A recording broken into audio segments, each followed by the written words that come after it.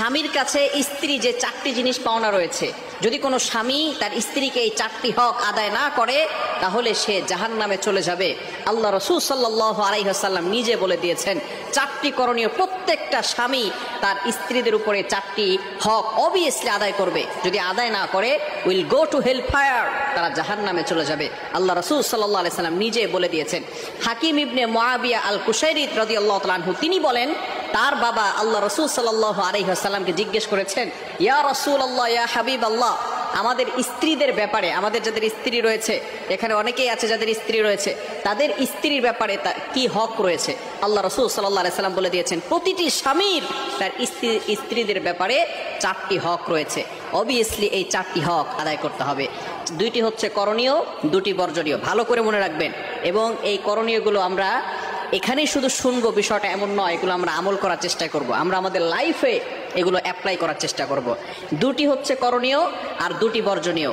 1 number হচ্ছে আন তুতাইমাহা ইদা তাইমতা। আল্লাহ রাসূল সাল্লাল্লাহু আলাইহি ওয়াসাল্লাম বলে দিয়েছেন, তুমি যেটা খাবে সেটা তোমার স্ত্রীকেও খাওয়াবে।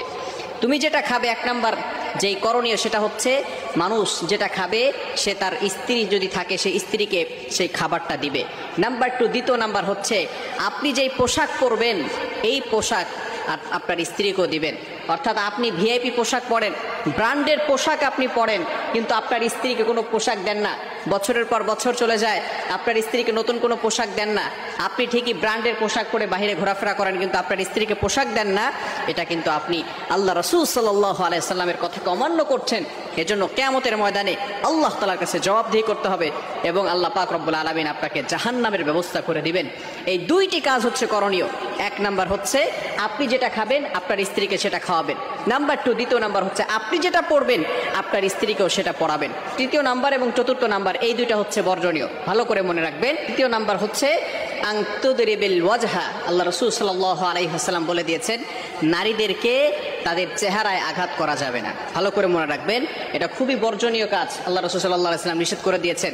অনেক স্বামী আছে তারা স্ত্রীর উপর রাগ দেখায়, তারা এতটা বদমেজাজি হয়ে যায় যে স্ত্রীর উপর আঘাত করতে থাকে। খবরদার, স্ত্রীর উপর আঘাত করবেন না। আল্লাহ রাসূল সাল্লাল্লাহু আলাইহি ওয়াসাল্লামের 11 জন স্ত্রী ছিল।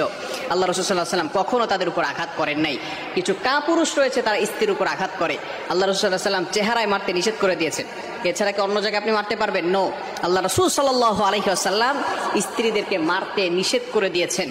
এবং সব সময় মনে রাখবেন, আল্লাহ রাসূল সাল্লাল্লাহু আলাইহি ওয়াসাল্লাম নিজে বলে দিয়েছেন, বুখারী শরীফের হাদিস 5204 নম্বর হাদিসের ভিতরে আল্লাহ রাসূল সাল্লাল্লাহু আলাইহি ওয়াসাল্লাম বলে দিয়েছেন, তোমরা তোমাদের স্ত্রীদেরকে গোলামের মতো, চাকরের মতো, গরু ছাগলের মতো এমনভাবে আঘাত করবে না। কিছু তো স্বামী তো এমন রয়েছে তারা এমনভাবে মদ খেয়ে, গাঁজা খেয়ে তারা স্ত্রীর উপর অ্যাটাক করে, এমনভাবে আঘাত করতে থাকে কেমন যেন সে পশুর মতো ব্যবহার করতে থাকে। খবরদার, এটা কখনো করবেন না। আল্লাহ পাক রব্বুল আলামিন নিজে নারীদের সম্মান বাড়িয়ে দিয়েছেন। অনেকে বলবে, হুজুর মনে হয় নারীদের ব্যাপার নিয়ে কথা বলছে। ভালো করে মনে রাখবেন, আমি বলছি না, আমি শুধু আল্লাহ তাআলার কথা, রাসূলের কথা আপনাদের কাছে টেলিকাস্ট করছি। আল্লাহ পাক রব্বুল আলামিন নিজে বলে দিয়েছেন, 4 নম্বর পারার 20 নম্বর পৃষ্ঠার 3 নম্বর লাইন সূরা নিসায়ের 19 নম্বর আয়াতে আল্লাহ তাআলা বলে দিয়েছেন, ওয়াশিরুহুন্না বিল মারুফ, you treat your wives well.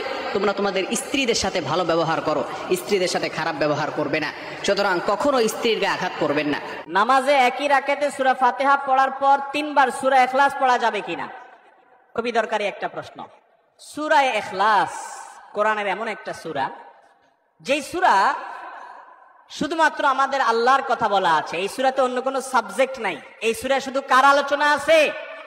এরকম আরেকটা সূরা কোরআনে নাই যে সূরার শুরু থেকে শেষ পর্যন্ত শুধু আল্লাহর গুণগান আছে, আল্লাহর বৈশিষ্ট্যের কথা আছে, আল্লাহর একত্ববাদের কথা আছে, অন্য কোনো সাবজেক্টই নেই।